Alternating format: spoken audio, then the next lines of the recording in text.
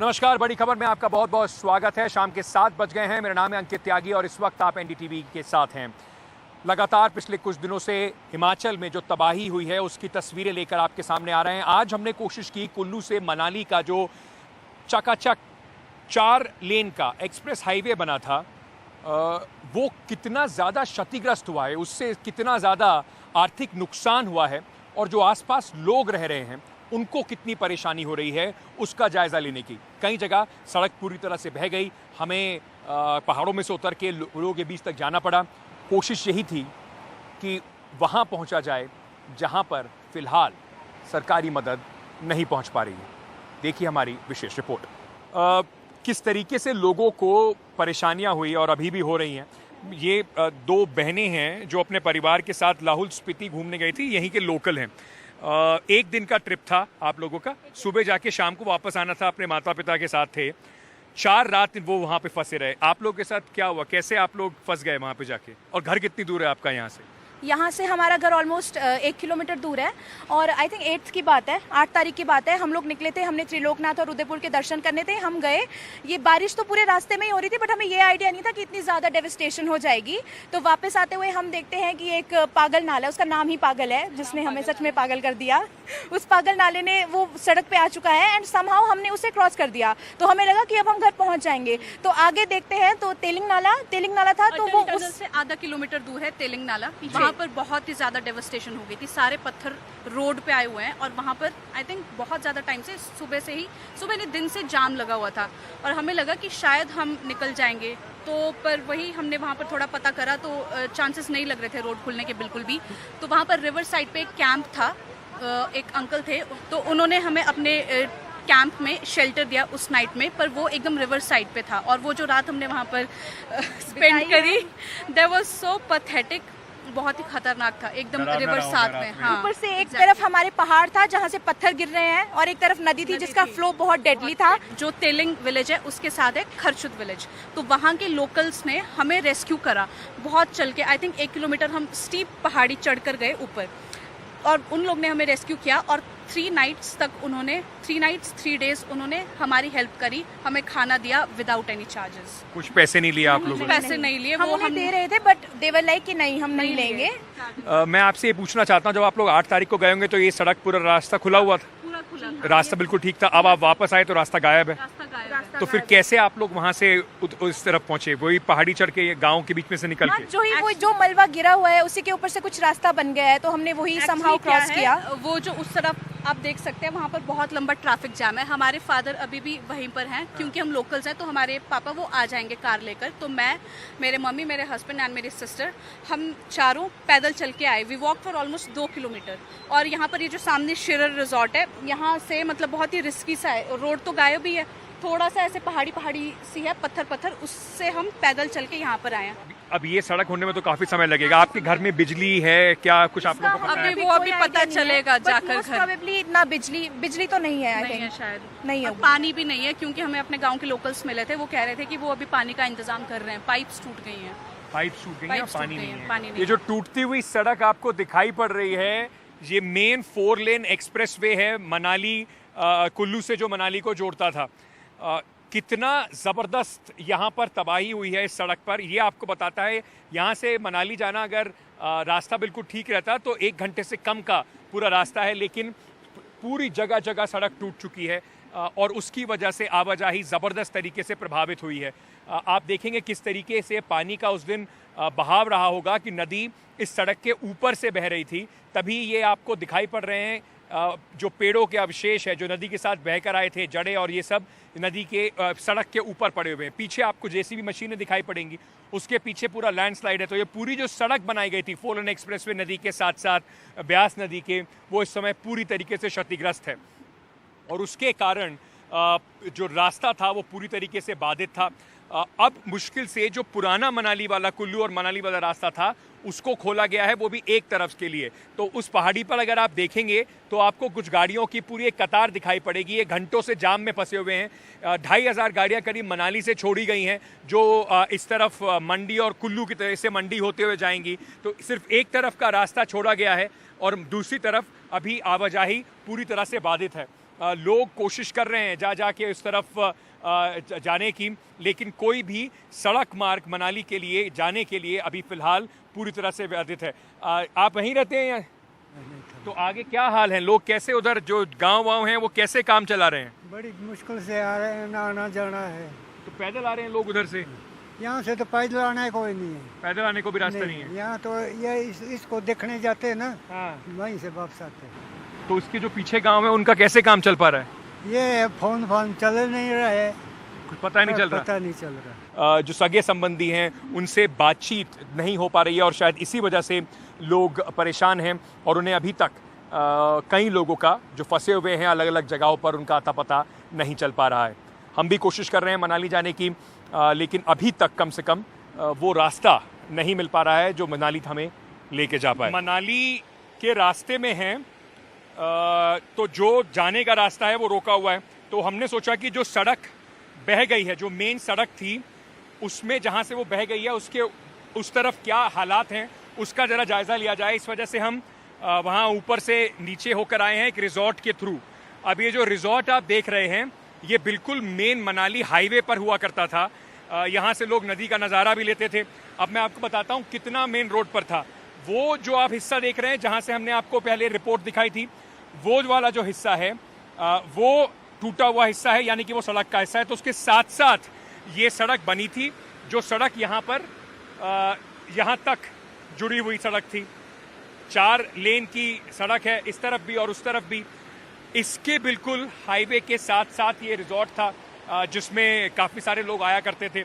अब हालात ये हैं कि ये जो रिजॉर्ट है इसकी पूरी बाउंड्री वॉल खुद की भी चली गई है और लोगों को पार करने के लिए कैसी मुश्किलों का सामना करना पड़ रहा है। वो 2 बच्चे देख रहे होंगे आप, वो जा रहे हैं यहाँ से, वो डूबी हुई सड़क देखते हुए बच्चे जा रहे हैं। तो इस तरीके से जान को जोखिम में डाल के नदी के किनारे किनारे आपको उस तरफ जाना पड़ रहा है। हम कोशिश कर रहे हैं कि मनाली की जो मेन सड़क है, जो टूटी हुई सड़क है, उस पर ज़रा थोड़ा पैदल चल के देखें कि लोगों को क्या परेशानियां हो रही हैं। आइए।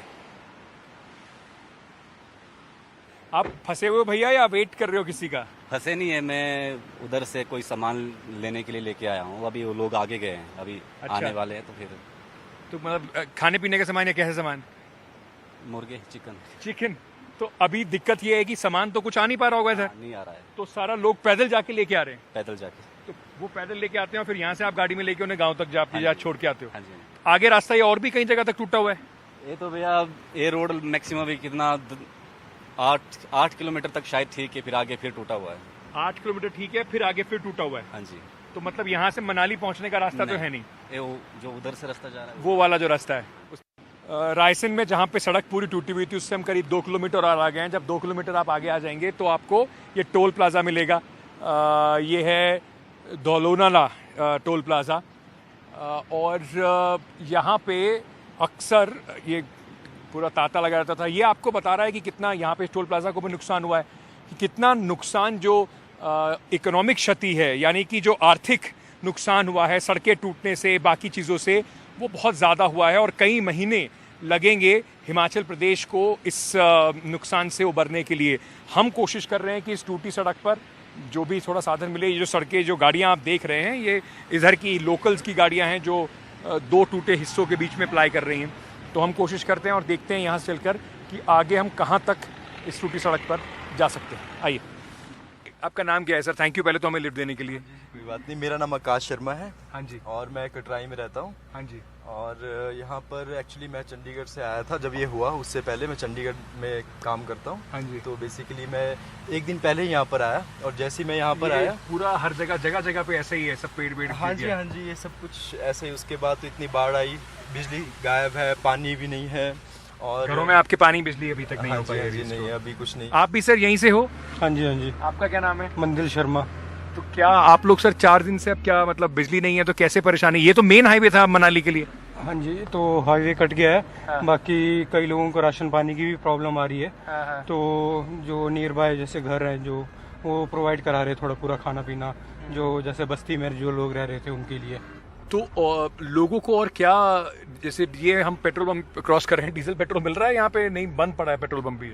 ये वाला तो अभी बंद है, पर आगे है जो एक दो खुले हुए हैं। हाँ जी। तो वहाँ पर भी लोग काफ़ी अपने फ़ोन वगैरह चार्ज कर रहे हैं क्योंकि वहाँ पर जनरेटर होता है। हाँ हाँ तो पेट्रोल पंप तो अभी खुले हुए हैं, पर एटीएम जैसे कैश आप निकाल नहीं सकते, सारे एटीएम बंद है। हाँ। अभी मुझे खुद पर्सनली दिक्कत हुई थी, यहाँ पे ना जीपे चल रहा है, इंटरनेट है नहीं। हाँ। तो कैश बड़ी मुश्किल से अरेंज करके सब्जी वगैरह कुछ लेनी है, वो भी बड़ी दिक्कत होती है यहाँ पे, क्योंकि ना इंटरनेट है ना कुछ भी है।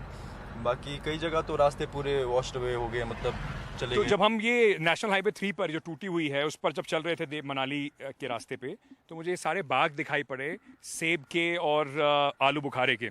आलू बुखारे का सीज़न है, तो उसमें लोगों को कितना नुकसान हुआ है ज़रा उसका अंदाज़ा लगाने के लिए ये देखिए कि बारिश की वजह से टूटने का टाइम था। ये देख रहे हैं आप, पेड़ों के आसपास पूरे ये प्लम जो हैं बिखरे पड़े हैं। ये मैं आपको उठा के दिखाता हूँ, सारे मिट्टी में बिखरे प्लम पड़े हैं। अब ये जो गिर गए हैं वो ख़राब हो गए हैं, और जो टूटे थे या तोड़े गए थे प्लम, क्योंकि रास्ता बह गया है तो उनको कहीं पर ले जाने का, मंडी तक ले जाने का साधन नहीं है। क्या नाम है आंटी आपका? बीना शर्मा। बीना जी, ये आपका पूरा ऑर्चर्ड है? हाँ जी।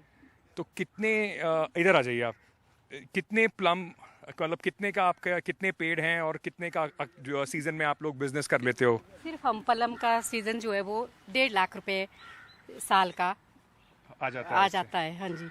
इस बार जो बहुत भारी नुकसान हुआ बारिश की वजह से, हाँ। पूरा टोटल लॉस है। प्लम जो हैं आपके, ना तो वो ट्रांसपोर्ट हो पा रहे क्योंकि सड़कें टूटी हुई हैं, और बाकी जो बारिश की वजह से गिरे वो सब खराब हो गए। सब खराब है, टोटल लॉस है ये। इस साल का पूरा हाँ जी, टोटल लॉस है। पूरा टोटल लॉस है। हिमाचल की खेती बाड़ी इसी पर चलती है, बागवानी से ही हमें पैसा मिलता है, और तो हमारे पास इनकम का सोर्स कोई भी नहीं है। इस वक्त मैं NH3 जो मनाली जाता है उससे थोड़ा सा अलग हटके पतली कुल नगर पुल जो है वहाँ पर खड़ा हूँ।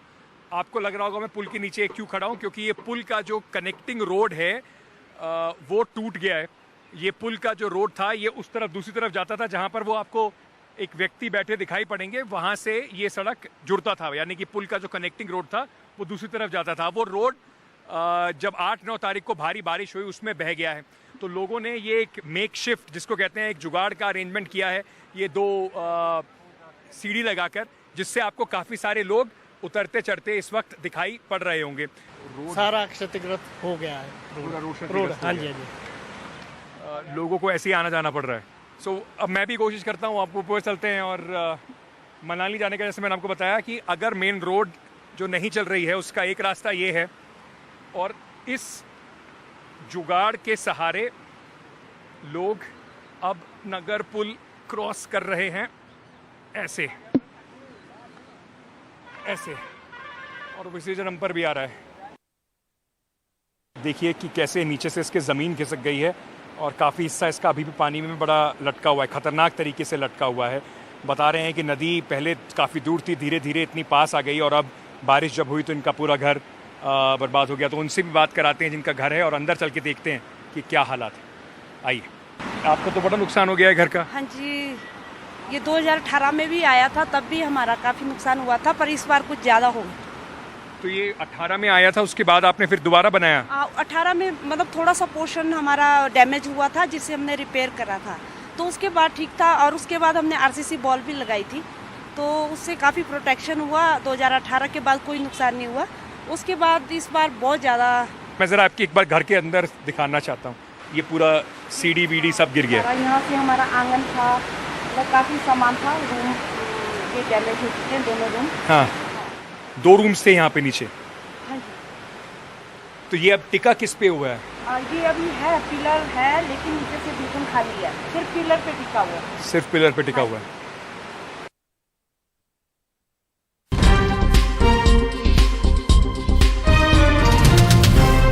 हम जब सुबह चले थे नेशनल हाईवे 3 से मनाली जाने के रास्ते को देखने के लिए, तो हमने पहले आपको बताया जहाँ पे रास्ता पूरा रायसेन के पास पूरा गायब था। हम फिर एक गांव में से पहाड़ों से चढ़ के नीचे उतरे, और उस रास्ते को देखने के लिए कहाँ तक वो जा रहा है। अब हम उसके एंड पॉइंट पे पहुँच गए हैं। यहाँ पर अगर आप देखें, यहाँ से मनाली 12 किलोमीटर अभी और है। सड़क पूरी गायब है, और जो लोग उधर से आ रहे हैं, देखिए पूरी बिल्कुल ऐसा लग रहा है अपनी जान को हथेली पर रख कर ये रास्ता क्रॉस किया जा रहा है इस वक्त। बहुत मुश्किल इसके दूसरी तरफ जाना। पूरा जो सड़क है उसके नीचे से ज़मीन खिसक गई है, तो ये सड़क जहां हम खड़े हैं ये भी धंसने की वाली स्थिति में है। और ये व्यक्ति जो हैं ये कैसे वहाँ से आए हैं अपनी जान को हथेली पे रखकर, ये यही जाने। लेकिन पूरा हमने करीब 8 से 9 किलोमीटर, 20 किलोमीटर का वो रास्ता था, 8 से 9 किलोमीटर हमने कवर किया है।